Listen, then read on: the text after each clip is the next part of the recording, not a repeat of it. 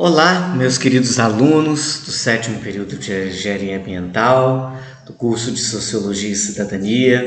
Depois de um tempinho que nós ficamos sem nos encontrar, estamos novamente aqui para trabalharmos um pouco a perspectiva de Max Weber, um outro clássico da sociologia, lembrando um pouco o percurso que a gente fez, da constituição da sociedade moderna, a constituição da sociologia até como ciência, passando pela perspectiva positivista da criação de uma ciência social, na objetivação de Auguste Comte, de conseguir trazer para a sociologia uma perspectiva de uma física social, uma perspectiva de pensar a ciência humana com a mesma intensidade ou com o mesmo olhar das ciências da natureza. E claro, nessa perspectiva a gente pode recordar vocês como de uma área, de uma ciência exata,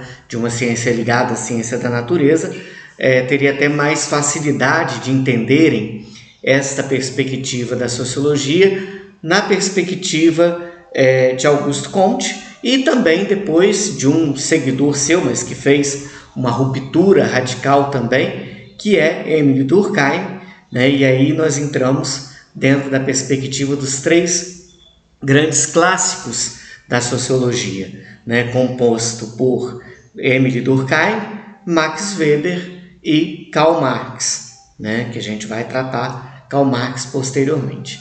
Iniciando então essa perspectiva weberiana, é importante lembrar que Weber ele nasceu em 1864 e morreu em 1920. Esse dado é interessante porque a partir desse dado nós podemos perceber que Weber já é um autor praticamente dos tempos contemporâneos, praticamente dos nossos tempos. Bom, boa parte de vocês já é do século XXI, mas o século XX está logo ali, pouco tempo atrás. E Max Weber, ele foi um autor muito importante nos diversos campos, até hoje muito estudado nos campos da administração. Vocês podem conversar com o professor Onair, que trabalha a perspectiva da administração com vocês. É muito interessante perceber essa perspectiva e a atualidade desse autor. Pois bem, nós trabalhamos a partir de uma perspectiva, de alguns textos, do professor Arnaldo Lemos, um texto que ele trabalha, os slides também são inspirados no trabalho deles, alguns outros textos, alguns deles já conhecidos nossos. Eu já citei o Aron algumas vezes, as etapas do pensamento sociológico, e a Tânia Quintaneiro, que hoje a gente cita de forma especial na constituição do nosso livreto, o texto básico deste livro da Tânia Quintaneiro, com todos os créditos necessários que precisam ser citados nesse sentido.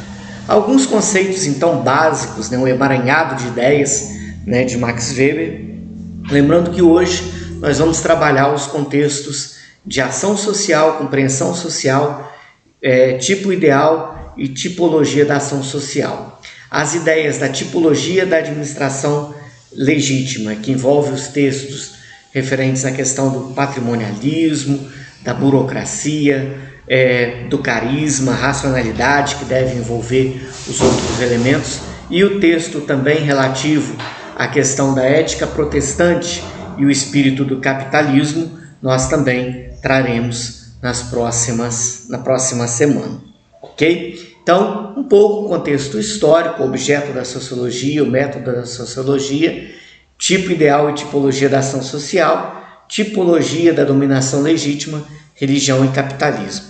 Lembrando que, basicamente, os tópicos 6 e 7 nós deixaremos para a próxima semana. Muito bem, o contexto histórico do Durkheim, como nós falamos anteriormente, é o contexto social da França, de um Estado nacional unificado, o desenvolvimento capitalista nos seus inícios, a influência das ciências físicas e biológicas, a ideia de universalidade, em que a teoria científica teria que abarcar essa ideia da universalidade, que são ideias oriundas da ideia do positivismo, em que se pensa as ciências humanas na mesma perspectiva das ciências naturais. Ora, o contexto de Weber é um pouco diferente.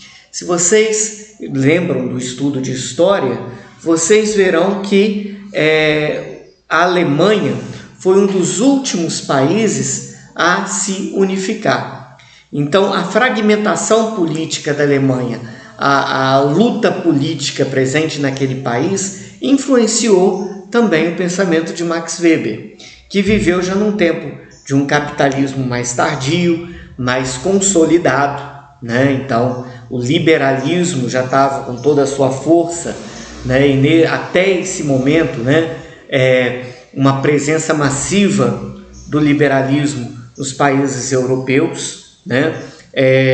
Essa presença vai ser questionada de uma forma mais radical, né, quando acontece a quebra da Bolsa de Nova York, em 1929, mas nesse momento, né, Weber já tinha falecido.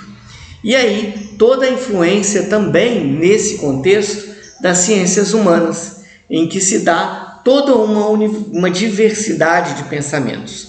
E aí, a influência do idealismo, sobretudo o idealismo alemão, sobre o pensamento weberiano. E aí a compreensão, não, as ciências humanas não são iguais às ciências naturais. Pois bem, então um breve quadro para a gente comparar Durkheim. Durkheim parte de um positivismo, Weber de um idealismo.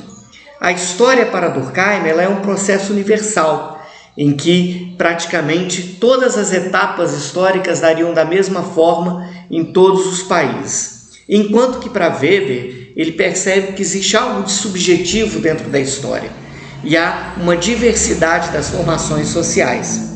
Nesse sentido, né, nós temos como método uma generalização e uma comparação na perspectiva durkheimiana e de especificidade na perspectiva weberiana.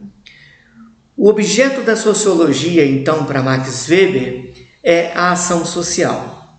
O que é ação social? A ação humana é social na medida em que, em função da significação subjetiva que o indivíduo que age lhe atribui, toma em consideração o comportamento dos outros e é por ele afetada em seu curso. Parece complicado, mas não é. Olha, quando eu ajo, as minhas ações, elas são baseadas em elementos externos, como diria Durkheim, lembrando de todos os condicionamentos, a coerção social, mas eu ajo motivado por meus sentimentos, por minhas convicções ideológicas, por minha razão. Então eu ajo a partir de opções que são subjetivas.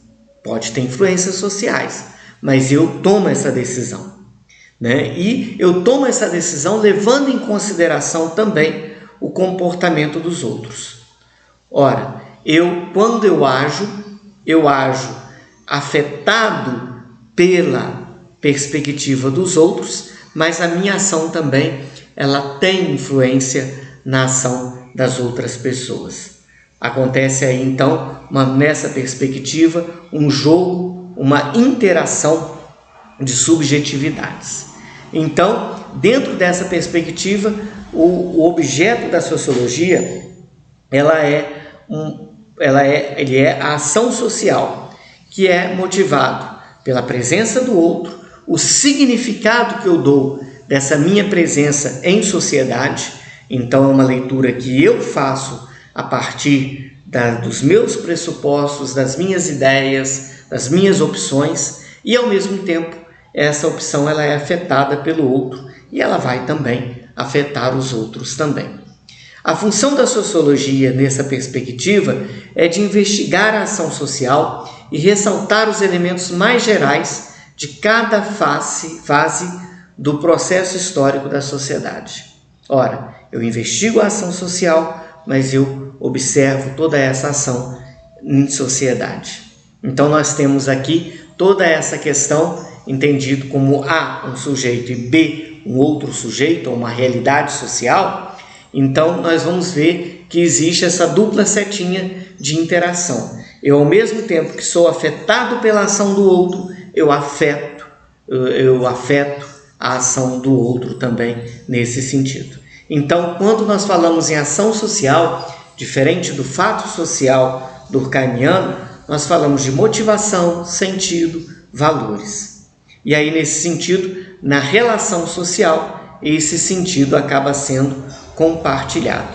E aí acontece, esse emaranhado de ações que aparecem aqui, em que a gente percebe que há uma multiplicidade de interações quando nós vivemos em sociedade. Podemos entender A como a minha pessoa, ou outras pessoas também, e B, a sociedade, a outra pessoa que está. Então, numa sociedade em que existem uma multiplicidade de interações sociais, essa sociedade ela é mais complexa. Dá para a gente perceber que na compreensão weberiana de sociedade, essa compreensão ela é mais complexa do que a compreensão durkheimiana. E aí a compreensão social e o método que a gente tem que seguir. Todo indivíduo ao agir, ele é um ator social. Ele age guiado por motivações que, por sua vez, são baseadas em valores que a gente vai adquirindo ao longo de nossa vida. Ora, por que eu não devo jogar lixo na rua? Isso é um valor que eu vou adquirindo aos poucos. O cientista deve descobrir os possíveis significados, sentidos da ação humana presente na realidade social que ele interessa estudar. Um ator age sempre em função de sua motivação e da consciência de agir em relação a outros atores. Lembra quando a gente toma um tombo na rua? Qual a nossa primeira ação? Antes, às vezes, até de ver se a gente machucou, é de olhar se alguém está vendo. A gente age muitas vezes motivado pelas ações dos outros. É impossível destacar-se das pré-noções como queria Durkheim. Existe uma parcialidade na análise sociológica. Não há neutralidade científica. Então, nesse sentido, sempre eu vou ser motivado pelas ideias que eu já tenho, pelas diversas visões que eu já tenho na minha vida. Durkheim, a realidade numa perspectiva objetiva, e Weber, a realidade numa perspectiva subjetiva. E aí nós chegamos nos tipos ideais. Porque existe na nossa cabeça uma série de ideias, e aí tipos que a gente já organiza de acordo com a visão da sociedade que nós temos. É um instrumento de análise proposto por Weber para a compreensão das análises sociais. Na construção de um tipo ideal, o sociólogo seleciona aspectos da ação humana que considera culturalmente relevantes para o estudo e o faz segundo seus próprios valores. É uma construção teórica abstrata. Um tipo ideal é um tipo puro. E aí nós chegamos às tipologias. Hoje nós trataremos simplesmente da tipologia da ação social. Não trataremos a tipologia da dominação legítima hoje. E aí Durkheim ele fala que toda ação humana ela é motivada por 4 tipos de ações principais. A ação tradicional é determinada por um costume arraigado. Por exemplo, que a gente coloca, troca de presentes no Natal, no Dia das Mães, no Dia dos Namorados. A ação afetiva, especialmente emotiva, determinada por afetos e estados sentimentais atuais. A torcida de futebol, o afeto que eu tenho por determinada pessoa e o que eu faço com relação a isso. A ação racional com relação a valores é determinada pela crença consciente em valores, seja eles éticos, estéticos, religiosos ou qualquer outra forma. O trabalho voluntário que eu faço em determinada situação. E a ação racional com relação a fins, determinados por expectativas, condições ou meios para alcançar fins próprios racionalmente perseguidos. Por exemplo, a empresa capitalista ou até mesmo a questão do objetivo de estudar. Por que vocês estudam? Por ter uma vida melhor, por atingir um conhecimento, realizar-se profissionalmente, enfim. Esses tipos de ação se apresentam com intensidade diferenciada em diferentes sociedades. Nas sociedades antigas, tradição e afetividade são dominantes, a presença da família e da religião. Na sociedade moderna, a racionalidade em relação aos valores e aos fins. E aí nós chegamos ao fim da nossa apresentação deste dia. Muito obrigado a vocês, que Deus nos abençoe cada vez mais no propósito de aprender. Grande abraço.